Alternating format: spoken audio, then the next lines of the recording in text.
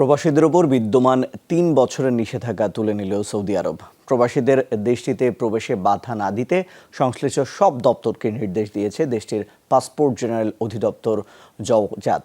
স্থানীয় সময় মঙ্গলবার থেকে কার্যকর হয়েছে নতুন এই নির্দেশ।